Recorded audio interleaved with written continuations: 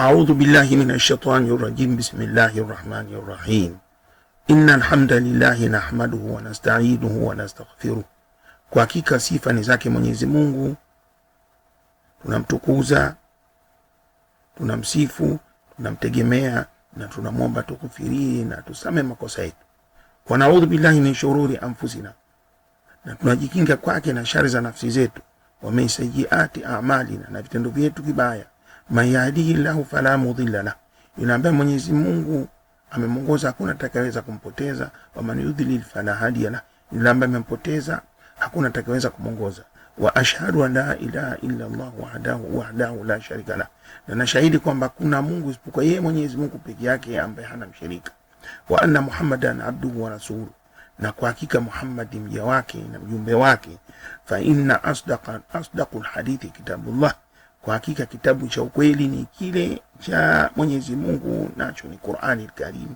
Wa ahsanul hadi hadi Muhammadin, na uongofu ulio bora ni uongofu wa Muhammadin sallallahu alaihi wasallam. Sala na amani za Mwenyezi Mungu zimfikie. Wa sharu umuri muhdathatuha, na katika mambo yale mabaya ni yale mambo mapya. Wa kullu muhdathatin bid'ah, na kila jambo jipya ni uzushi. Wa kullu bid'atin dalala, ni kila uzushi ambao kwa Kiingereza tunaita innovation ni upotevu. Dhalalatun wa kullu dhalalatin fi nar, na kila upotevu unampeleka mtu, unamwelekeza mtu katika moto jahannam.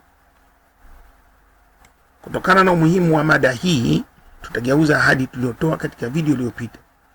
Tulisema kwamba tutazungumzia mada za sayansi katika video hii, lakini kufuatana na umuhimu wa mada hii tutazungumzia vikundi mbalimbali vya Kiislamu, na video ijayo tutazungumzia zile mada za sayansi katika Qur'ani, Mwenyezi Mungu akipenda.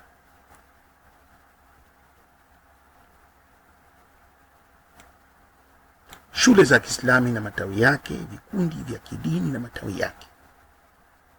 Matawi au makundi mbalimbali ya Kiislamu yalizuka kutokana na sababu mbalimbali. Makundi makubwa ya Kiislamu kama vile Sunni, Shia na Khawarij yaligawanyika kutokana na siasa ya wakati huo, tangu enzi ya kipindi cha Khalifa Ali ibn Abi Talib, yani Imamu Ali ibn Abi Talib. Na vikundi vingine vilizuka baada ya hapo kufuatana na fikra mbalimbali za elimu ya dini ambayo inajulikana kwa Kiingereza kama theology. Na vikundi vilikuwa mbalimbali. Hapa nimevitaja viwili tu, kama vile Mu'tazilit and Asharit. Kama ninarudia tena, vikundi viko mbalimbali, lakini hapa nimetaja viwili tu. Ngoja nilete picha tupate kuelewa zaidi. Kama unavyoona hapa, Uislamu, hivi vikundi Sunni, Shia na Khawarij, hivi vikundi vilianza katika enzi ya Ali ibn Abi Talib. Na baada ya hapo, kama unavyoona, vikundi mbalimbali vilizuka toka enzi hiyo mpaka leo hii. Na baadhi ya vikundi vingine hapa vimekwisha kufa, wala haviko tena. Lakini vikundi hivi ni baadhi tu. Na Shia pia wamegawanyika kama unavyoona hapa. Kuna hawa Maismailia hawa. Kuna hawa Ithna Sharia kama unavyoona 12 maana yake Ithna Sharia hii 12. Unaona hapa Khawarij tunakupa wale ibadi wale sehemu za Omani, makhawarij hao wote sijao ilikuwa wamegawanyika katika ile fitna iliyotokea, na ni historia kubwa. Hatuwezi kuzungumzia hapa, lakini baada ya iliyotokea wakati huo ndo wakagawanyika. Hasa Masuni pia wamegawanyika. Lakini hapa unaona schools of law hizi ni madhhab Hanafi, Hanbali, Maliki na Shafi. Hawa wamegawanyika kielimu kufuatana na tafsiri walizokuwa kuzifanya katika Qur'ani, katika sheria mbalimbali kama vile sheria sala, wanatofautiana, lakini kielimu wanafasiri Qur'ani kufuatana na kwa kutumia grama Kwa hiyo wanaweza kutofautiana vitu vidogo vidogo na hii ndio sababu ilifanya kuwe na mashule manne, lakini mashule manne haya hawakutofautiana ila kwa elimu, na hakuna tatizo sisi kufuata. Unaweza kufuata Hanafi, unaweza kufuata Hanbali, unaweza kufuata Maliki, unaweza kufuata Shafi. Na hawa Sufi, unaona hapa chini Sufi. Na hapa unakuta Bohraz, wamegawanyika makundi chungu mzima, Daud Bohraz, Jafan, na huku unakuta Mahdist groups, Ahmadiyya. Hawa wanadai kwamba kutakuwa na mtume baada ya Mtume Muhammad sallallahu alaihi wasallam. Mahdist groups wanasema kwamba kutakuja mtume siku za mwisho, siku za mwisho kabla ya kusha dunia atakuja mtume, na huyu mtu wao huyu katika Ahmadiyya mkubwa wao anadai kwamba yeye ndio atakuwa ni Mahdi, na yeye ndio atakuwa Christ kama unavyosema Masihi yani. Kwa unaona haya majina yote yani magrupu mbalimbali, magrupu chungu mzima, hawa Alawi, Alevi, haya magrupu mengine haya yapo huko Syria, Irani na nchi ambazo zimepakana na Irani na sehemu zote za dunia. Wametapakaa kila pahali. Hawa ibadhi unakuta wako Omani na sehemu nyinginezo. Sasa twende katika maelezo. Samani, kabla kwenda kwenye maelezo tuangalie picha ya pili. Ni hiyo lakini kwa sura nyingine, labda tutaelewa vizuri zaidi. Unaona hawa schools of Islamic law wanaitwa Ahlus Sunna wal Jamaa, yani hawa ndio masuni, ndio sisi. Kwa hiyo unaona Hanafi wako karibu 45%. Na kwa nini wameitwa Hanafi? Kwa sababu walikuwa wanafuata Imamu Abu Hanifa. Huyu Abu Hanifa alikuwa mwaka 690. Yani huyu alizaliwa mwaka 699 akafariki mwaka 767. Yani Christian era, yani mwaka katika time period ile ya Wakristo. Na ilikuwa baada ya hijra ya kutoka Maka kwenda Madina, after hijra after hijra yani 89 to 157 baada ya hijra 89 to 157 baada ya hijra ya kutoka Maka kwenda Madina. Na huyu alikuwa wapi? Iraq. Huyu Abu Hanifa.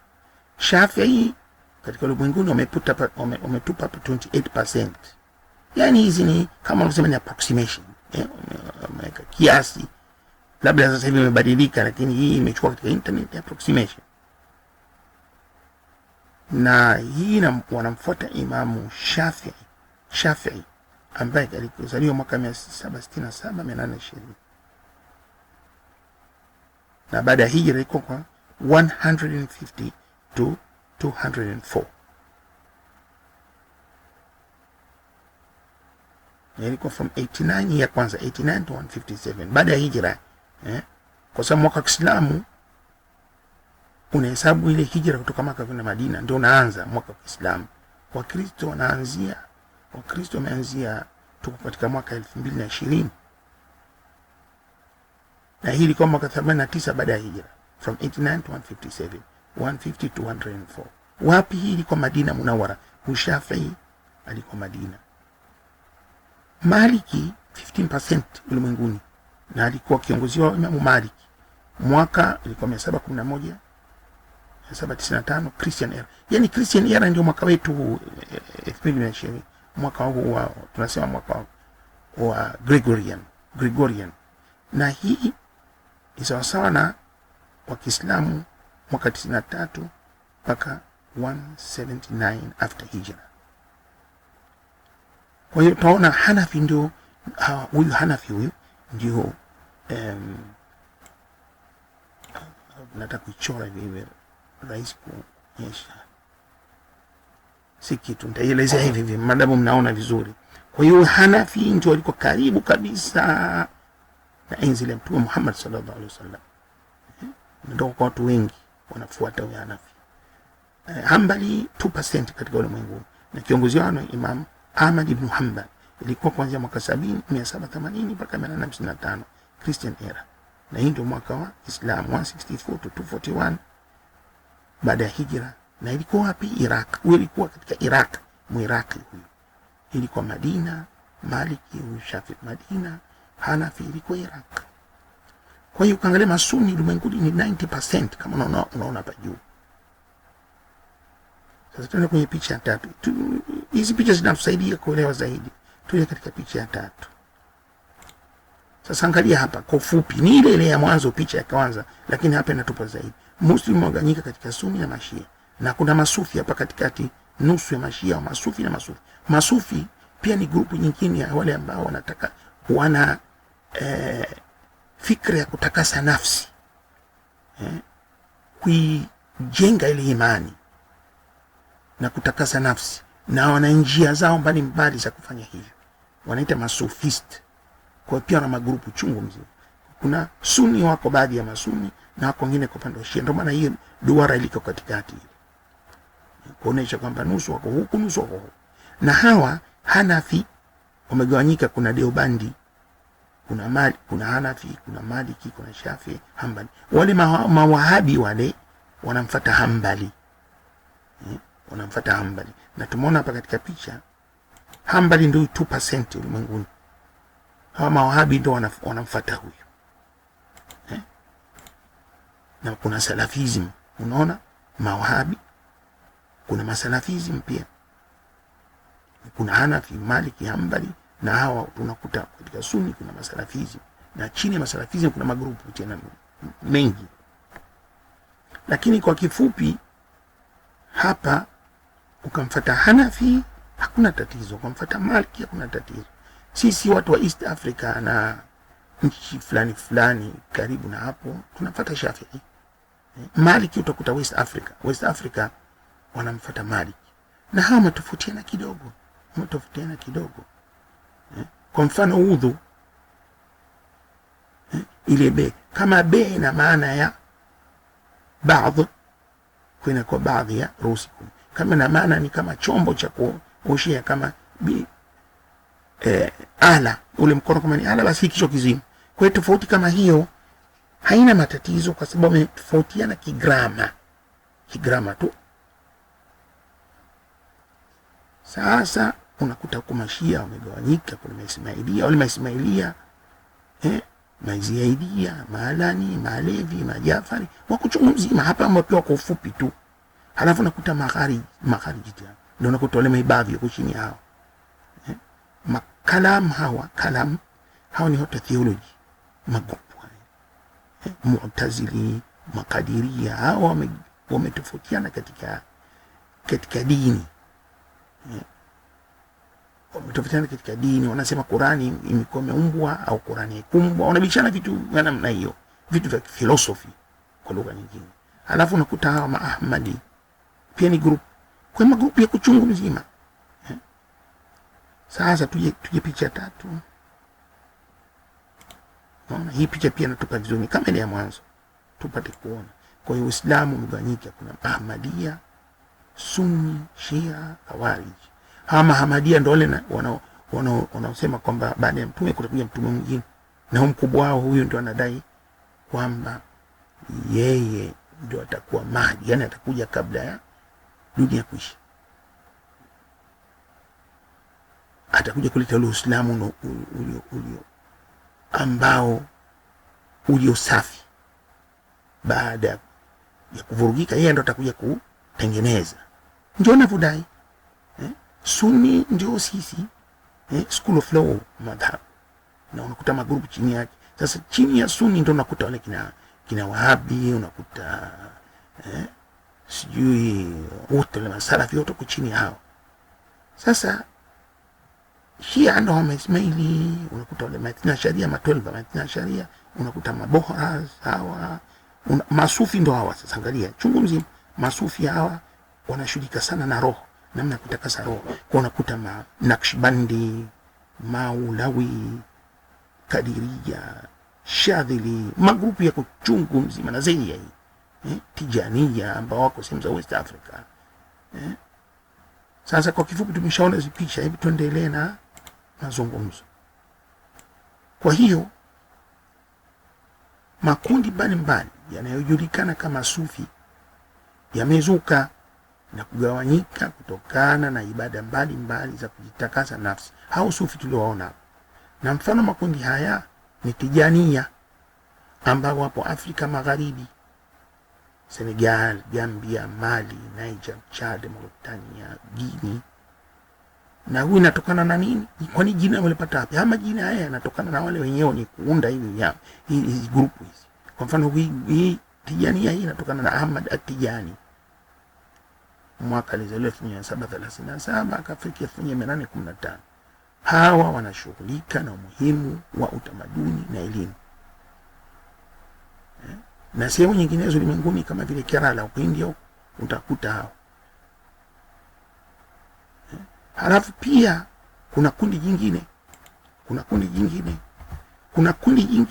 linajulikana kama Qadiri ambalo linatokana na Abdul Qadir Jilani. Hao nazungumzia hapa masufi. Kwa tumeshasema kuna hii Tijani, kuna Qadiri ambao tumeona katika picha huko. Tijani huyu, Qadiri, unaona huyu hapa Qadiri, Tijani. Sasa hao Qadiri inatokana na Abdul Qadir Jilani, alizaliwa mwaka huu 1177 akafariki 1166.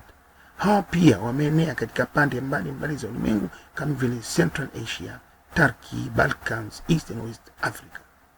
Pia kuna makundi mengine mbalimbali ya Masufism, na wote wanatofautiana katika fikra mbalimbali za kujisafisha na kuimarisha imani katika nafsi. Makundi mengine yanajulikana kama shule za sheria, Islamic jurisprudence, ni katika jurisprudence maana fiqh. Nini jurisprudence? Yani zile sheria, kwa mfano katika sala unatofautiana katika sala, namna ya kusali, zaka, namna kutoa zaka, ndoa, namna ya ndoa kufanyika,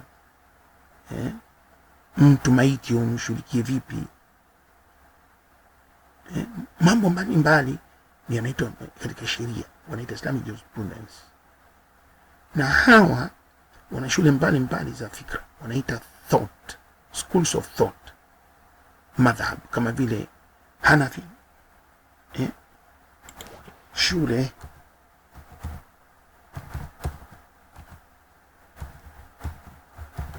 ya Hanafi.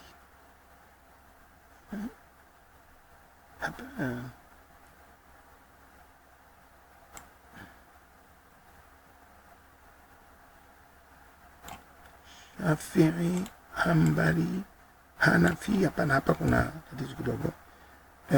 Maliki. Maliki. Kwa shule ya Maliki ilianzishwa Hanafi, na hii hapa Maliki. Hii nilikuwa nimetaja vibaya.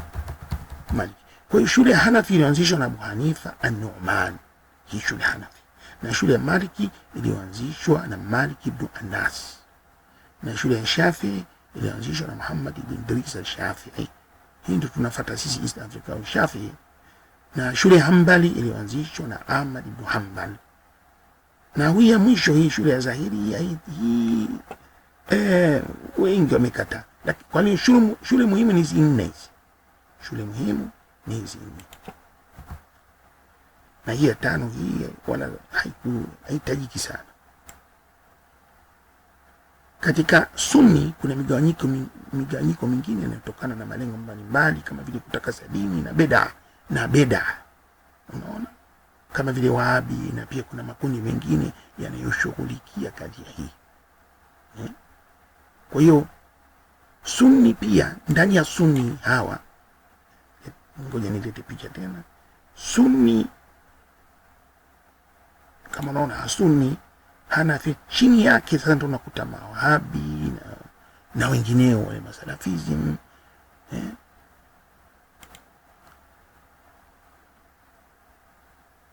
Na wao wanataka kutakasa dini na bid'a. Na pia bid'a yani vitu vipya. vitu vilivyokuja baada ya kufariki Mtume Muhammad sallallahu alaihi wasallam. Baada ya kufariki, baadaye watu walileta vitu vipya. Kwa hiyo hao wanakuja kusafisha, wamekuja na lengo la kusafisha kila nyongeza ambazo zimekuwa sheria. Kwa kuna kitu kiliongezwa kikawa sasa kama ni sheria ambayo hatukuambiwa na Mtume wala katika Qur'ani, ndio hao wamekuja na lengo hilo la kusafisha vitu kama hivi. Na pia kuna makundi mengine yanayoshughulikia kadhia hii. Yaani kuna makundi mengine, sio Wahabi pekee yake, kuna makundi mengine. Kundi la Muslim Brothers lilianza huko Egypt, nalo lilianzishwa na Hassan al-Banna katika mwaka 1928. Nalo lengo ni dini, siasa na harakati za jamii. Sasa kuna kikundi kingine huko Egypt kinaitwa Muslim Brothers mpaka leo.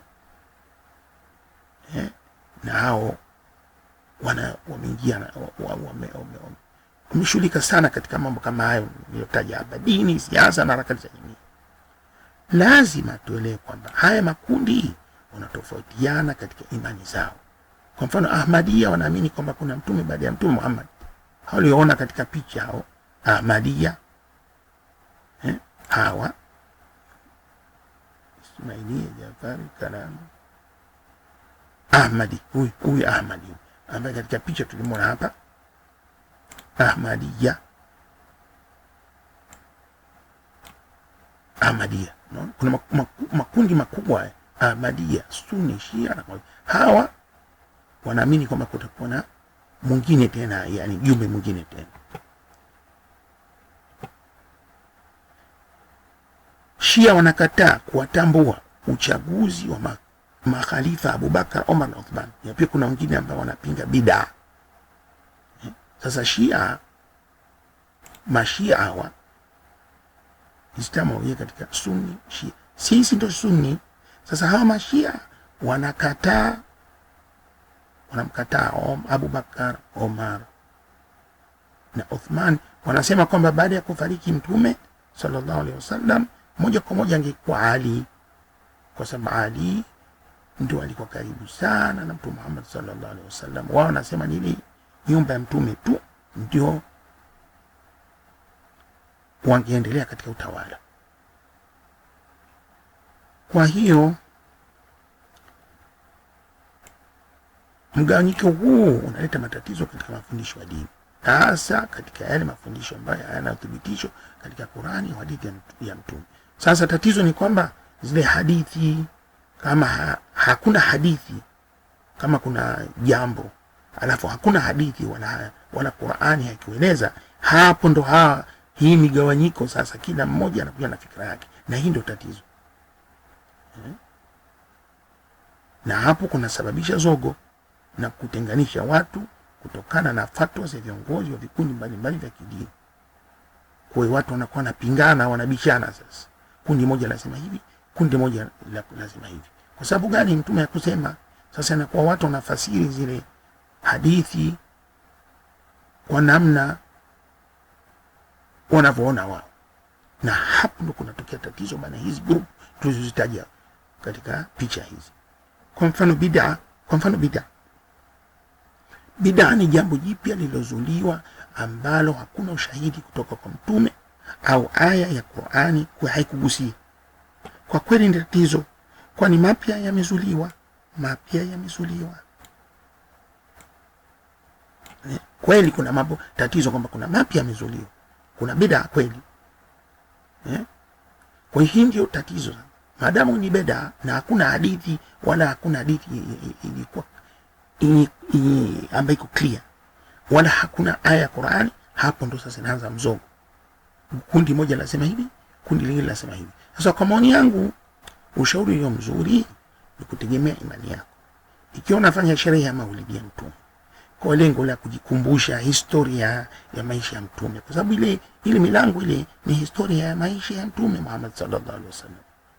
Kwa kama unataka kujikumbusha wewe na familia yako, mmekaa mnapitia ni milango, mnajikumbusha mara moja mara mbili kwa mwaka, kwa sababu miaka imepita mingi toka dini ya Kiislamu kuja. Kwa hiyo watu wanachukuliwa na maisha, watu wanakuwa mbali na dini, watu wanakuwa haelewi hata historia ya maisha ya mtume wao. Kwa ile kwa kupitia maulidi inawasaidia kukumbuka. Sasa kio wewe nia yako ni hiyo, kujikumbusha hiyo historia na kuwafundisha ndugu zako na watoto wako hiyo historia ya Mtume, kama unataka hiyo, kama ndio lengo lako, na pia maadamu hujaitangaza na kuifanya kwa sheria, yani kutangaza nje na kulazimisha watu, basi sioni tatizo ukajifanyia nyumbani kwako. Ni bora hiyo au kufanya mambo mengine ya kidunia. Yani ni bora hiyo au kwenda kuangalia TV, kuangalia film, au kwenda kuzurura nje. Si bora kukaa ukapitia milango hiyo ukaelewa historia ya dini yako.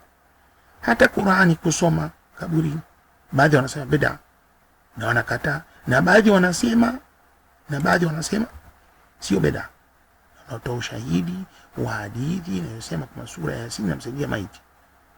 Lakini zote hizo hadithi au yani hadithi za Mtume au vitendo vyake, hakuna hadithi iliyosema kabisa kwamba unaweza ukasoma Qur'ani kwenye kaburi. Ziko hadithi zinasema kumsomea maiti inamfaa maiti. Kwa sababu hiyo ndio haya magrupu sasa yanakuwa matatizo. Grupu moja linasema hivi, lingine linasema hivi. Angalia fatwa walizotoa huko Egypt. Wanasema kwamba hakuna tatizo. Na kuna fatwa zingine huku na huku, wengine wanasema huku. Kwa hiyo kwa kweli huwezi kuwalaumu kwa sababu watu hawataki nyongeza katika dini. Lakini sio ni tatizo kama wewe hujafikiria kupitisha sheria kama hiyo na kulazimisha watu. Wewe unajiendea katika kaburi peke yako na watu ile watatu unajisomea Qur'ani. Mimi sio ni tatizo. Isipokuwa tatizo kama wewe utapitisha hiyo sheria, lakini wewe unajifanyia yako. Mtu gani atakaweza kulazimisha? Unajifanyia yako. Sioni tatizo lolote mtu kujisomea Qur'ani katika kaburi, maadamu huhimizi watu wafanye hivyo. Na mengi mengineyo ambayo yanajulikana kama bid'a. Ukijiepusha ni vizuri. Ukijiepusha ni vizuri. Lakini kama kuna maiti na watu wanapeleka jeneza na huku wanaisomea kwa sauti, ukitaka kusoma kwa sauti au kukaa kimya, hakuna tatizo. Ukienda kuzika na watu wanafanya kwa sauti, unafanya nao sauti wale watu. Mimi sioni tatizo. Na kama unataka kunyamaza kimya na huku unakwenda nao, nyamaza kimya, hiyo yako mwenyewe. Lakini huwezi kusimamisha kwa sababu vitu hivi vipya vimekuja baada ya makarne. Watu wameshafanya hivyo baada ya makarne matatu. Miaka chungu zima imepita. Huwezi kugeuza watu kwa siku moja. Italeta zogo, italeta vita. Watu wanaanza kuchukiana, magrupu yanaanza kuchukiana, watu wanaanza kupigana, au watu wanaanza hata wanafikiria watu kuuana. Kwa hiyo huwezi kuleta sheria mpya. Tu kila mmoja na yake. Unaona kwenda kuzika, unasoma kwa sauti. Mwingine hataki, basi akae kimya. Na mwenye sauti ajifanyie sauti. Tatizo ni kwamba wanavioni wanatumia ushahidi kufasiri hadithi ambazo zinahitaji tafsiri. Yaani hazipo waziwazi, na ndio maana inaleta zogo. Kwa hiyo ili kujiepusha na migawanyiko hii, ingekuwa bora kujiepusha na vikundi hivyo vikundi nilivyotaja hapa. Mimi naona bwana, hivi vikundi vyote hivi vikundi vyote hivi ninaona bora kweli kabisa ujipushe, kwa sababu kuna vikundi vingine vina hatari sana. Vikundi vingine vina fikra za hatari. Kuna vikundi vingine vinaingiza mambo ya ajabu ajabu, wana fikra za ajabu na fikra za hatari sana tena sana. Na unaweza kujikuta umeingia katika balaa, kwa sababu ukienda katika kikundi watakulazimisha ufuate sheria zao, utavaa nguo kama wanavyotaka wao, na hata kama kumetokea mzogo fulani watakutia humo ndani na wewe watakulazimisha ufanye nao. Kama kuna vita baina yao na grupu nyingine, watakupeleka upigane na magrupu mengine. Kwa utajikuta unaingia katika mabara. Magrupu yote ujiepushe nayo, isipokuwa fikra yangu ufate Qur'ani kwanza. Hadithi za Mtume na imamu wa sheria za dini kama vile Shafi, Hanbali, Maliki au Hanafi. Naona hiyo ndio ninavyoona, kwa sababu tatizo ni kwamba hizi bid'a zimekwisha enea na huwezi kuzisimamisha kirahisi. Na maadamu hizi bid'a au vitu vipya hivi haiko kwamba watu wanafanya vitu vipya vya haramu, labda mtu anakwenda kwenye dansi au vipi. Huyu mtu anaisomea Qur'ani, amekwenda kaburini anajisomea Qur'ani, huku anategemea kwamba ile Qur'ani itampa nafuu yule mtu aliyefariki. Kama una nia hiyo, hiyo nia yako nzuri, kuna tatizo gani? Au mtu umekaa nyumbani unapitia historia ya Mtume, hiyo maulid ni historia ya Mtume, unapitia unajikumbusha wewe au wewe na mtu wako au mtoto wako, kama najikumbusha ile milango, mmoja anasoma, kuna tatizo gani? Hakuna tatizo. Sasa ukakataa hiyo na unakwenda kuangalia TV au unatoka nje unafanya hivyo, hapo unakuwa unafanya mambo yasiko na maana. Lakini kama hutaki kufanya, umeamua kuacha mabeda hayo, pia unapata thawabu, lakini kulazimisha naye ni ndio mbaya. Usilazimishe watu, wala usipitishe ikawa ndio sheria. Kama mtu hataki unamwacha, kwa sababu yule mwenye kukataa anapata thawabu pia, na yule mwenye kufanya anapata thawabu. Yani huwezi kumlaumu mtu. Na hama group pia siwezi kuambia magrupu yote mabaya, hapana. Kuna magrupu mengine mazuri. Katika grupu hapa kuna mengine mazuri. Kwa hiyo uwe macho tu, kwa sababu kuna magrupu mengine yana hatari, lakini magrupu mengine mazuri. Kwa mfano Hanafi, hakuna tatizo kufuata Hanafi au Hanbali au Maliki au Shafi'i. Hakuna, kwa mimi hivi ndio ninavyoona. Na wengine wanaona mwingine, lakini mwana wangu ukamfuata Hanafi kwa mfano, mimi kwa namna yangu namfuata Shafi'i katika sheria, kwa mambo ya sala na mengineyo nafuata Shafi'i. Lakini kuna siku kama mfano sikupendelea, kwa mfano ninatawadha, ninaosha kichwa hapa mbele kidogo tu, nafuata Shafi'i.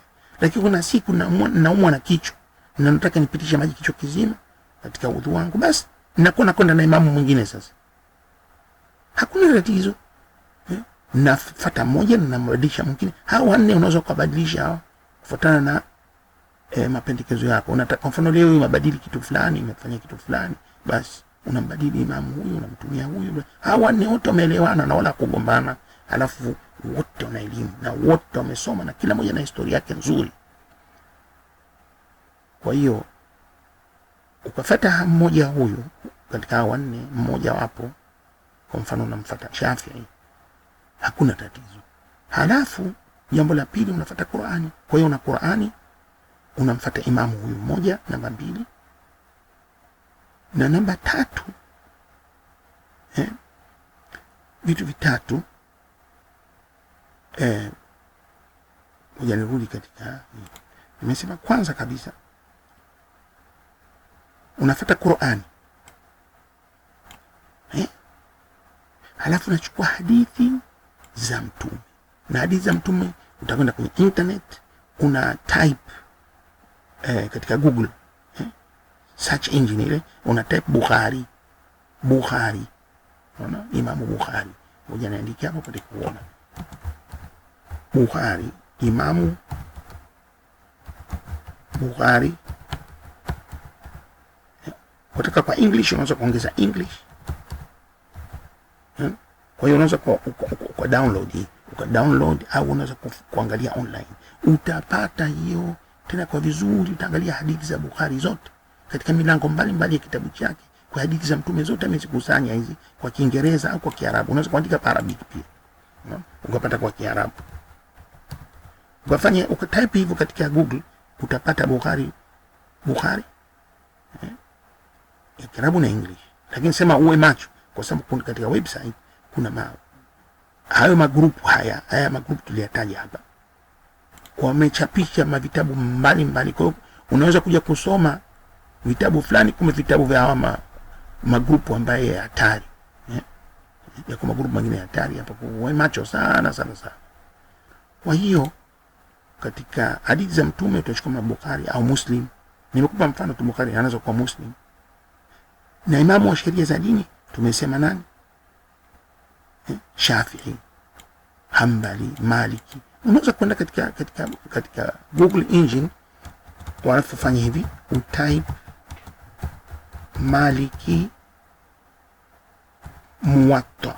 Ana kitabu kikubwa sana kinaitwa Muwatta. Kwa hiyo angalia sasa. Kwa hiyo una Qur'ani inakupa sheria zote, au unakwenda hadithi za Mtume utamsoma Bukhari, au sheria za dini kama vile katika mambo ya sala, zaka na hivi. Chukua imamu yote, nenda katika Google, kwa mfano Maliki Muwatta, nenda katika internet type Muwatta, utaona kitabu cha Muwatta, kisha utaangalia pale katika milango yake mbalimbali, na huyu amesolve matatizo yote katika mambo ya zaka, sala, udhu na mengine. Au Hanafi, katika internet unapata kila kitu, hata urithi. Kama mtu hujui urithi wala huna tabu wewe kwenda kutafuta grupu, katika magrupu watu wako, kwa mfano mtu amefariki hajui namna kugawa mali, basi unakwenda katika internet, unakwenda katika Google, kisha una type Islamic inheritance, sino urithi, inheritance calculator, unaona itakujia calculator nzuri, alafu unajaza hapo.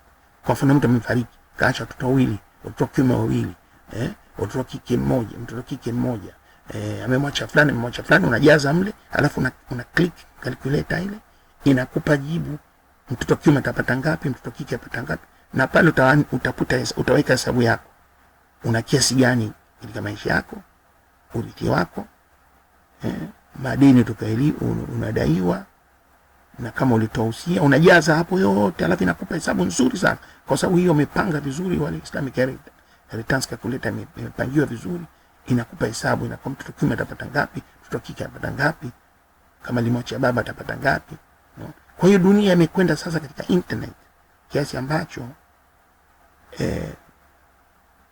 sio kama hapo zamani lazima mtafute shekhe au katafute sijui grupu gani huko aje kusaidie. Dunia sasa imegeuka. Sasa hivi tunapata kila kitu katika internet, kila kitu. Unataka Qur'ani unataka katika internet, lakini uwe macho tu, kama nilivyokuambia kuna haya magrupu haya, uwe macho, kwa sababu kuna magrupu mengine bwana wametoka katika dini, wanaweza kukupa Qur'ani wamegeuza hiyo. Kama nilivyosema kwamba tuwe macho sana katika internet, na hasa tafsiri zilizofanywa na magrupu mbalimbali ni hatari sana, kwa sababu wengi wamegeuza muradi wa Qur'ani. Na nikipendelea kurudia nyuma hapo katika video hii ilizungumzia kuhusu maimamu wanne. Hawa maimamu wanne nikasema Hanafi, Shafi'i, Maliki na Hanbali wote ni maimamu maarufu ambao walikuwa na elimu na walikuwa katika enzi sio mbali na enzi ya Mtume Muhammad sallallahu alaihi wasallam, walikuwa sio mbali na enzi hiyo. Lakini haya magrupu mengine yaliyokuja hivi sasa kwa lengo la kuondoa bid'a, kuondoa haya mambo mapya yaliyoingia katika dini, ni magrupu yamekuja hivi karibuni. Kwa mfano Wahabi, kwa mfano Wahabi, hawa grupu hii ilianzishwa na mtu anaitwa Muhammad ibn al-Wahhab. Yani Wahabi inatokana na neno Muhammad ibn al-Wahhab. Ilikuwa katika 18th century, yani katika miaka 1700 na huko Najd, Central Arabia, yani Saudi Arabia. Alafu Saudi Arabia ndio kaichukua kwenye mwaka 1744 hiyo Saudi family ya kifalme ndio akachukua elimu ya huyu na kuitumia katika nchi, katika serikali yao. Na katika karne hii tuzonazo 20 na 21 hizi, Wahabizi mimeenea sana Saudi Arabia na Qatar, na ndio nafika mpaka sehemu zote za dunia nzima, mpaka kwetu huko. Kwa kifupi, hawa Wahabi na mfano wao, wale masalafisti na wote Ansari na wengineo, wote hao ni hivi karibuni, sio enzi ile kama tulivyoona hapa, sio enzi hii kwenye miaka 700 600. Hao ni watu ni magrupu ya karibuni, na lengo lao lilikuwa ni kuitakasa dini na zile nyongeza ambazo watu wamezidisha, wanataka kuisafisha. Ndio ni lengo lao, ni kusafisha dini na kila jipya, yani bid'a. Na hiyo ndio nataka niongeze ili tupate kuelewa vizuri, kwa sababu katika sherehe yangu ya hapo nyuma,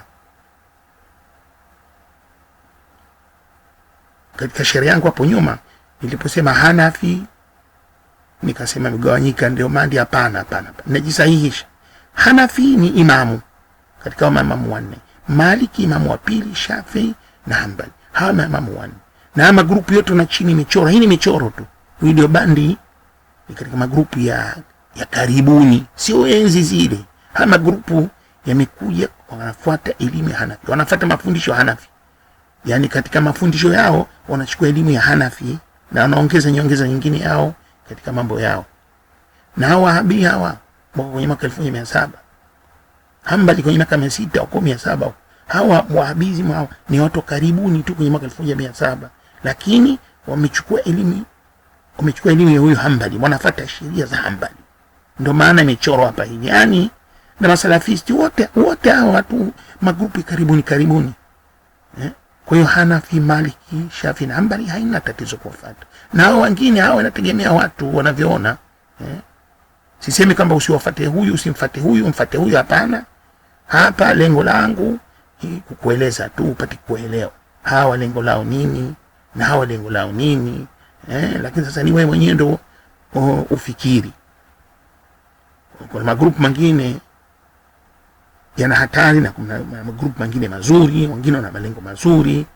Ndio nataka usome wewe kabla hujaanza kushikamana na kuingia na magrupu yote. Nataka kwanza uwasome, uelewe malengo yao,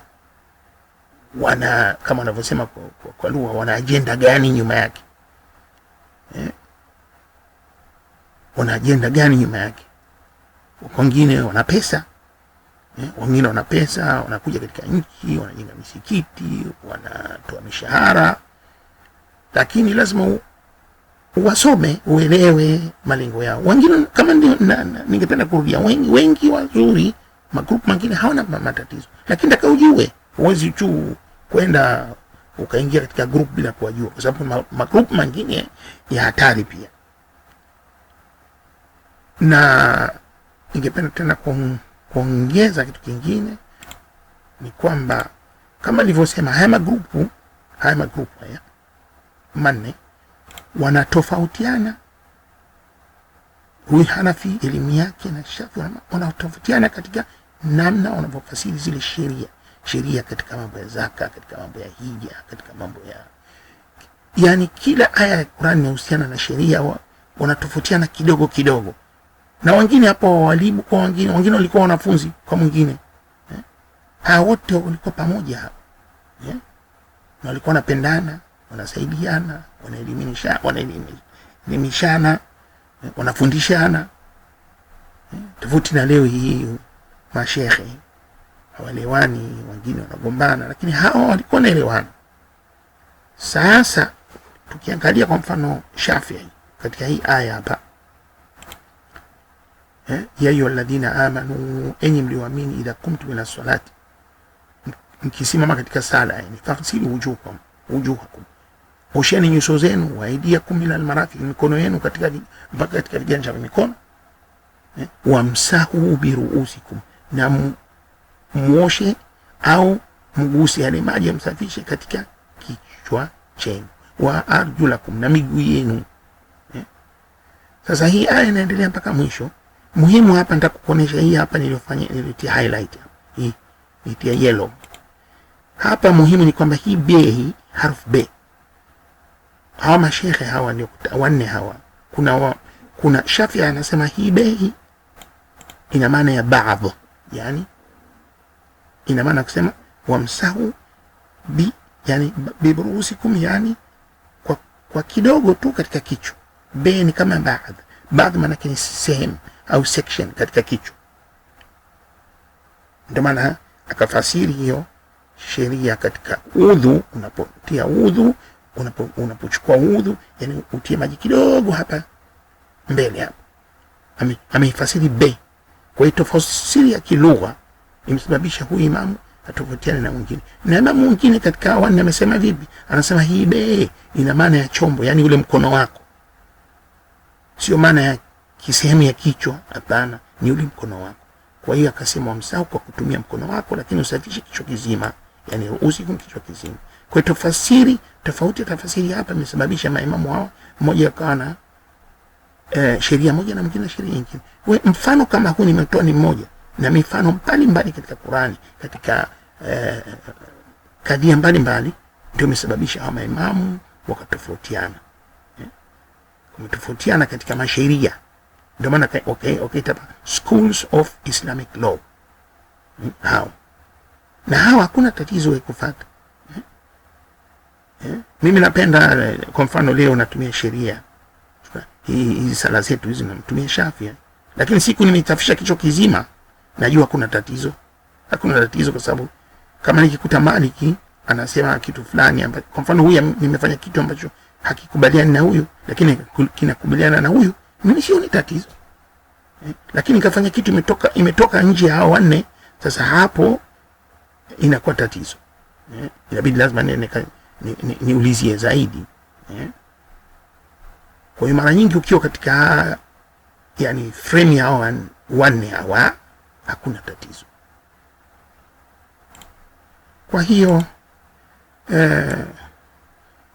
haya ndio ambayo nataka ni kuongeza katika video hii, na kama kuna kitu kingine nimesahau nitaongelea katika video inayokuja, yani video ya 6. Kwa hii ndio mwisho wa video ya 5, na video inayokuja Mwenyezi Mungu akipenda tutazungumzia zile mada za sayansi. Kwa hiyo kuacheni katika amani ya Mwenyezi Mungu, katika mikono ya Mwenyezi Mungu, na kutumieni salamu na rehema zake na baraka na salamu na baraka na rehema zake Mwenyezi Mungu ziwafikie. Assalamu alaikum wa rahmatullahi wa barakatuh.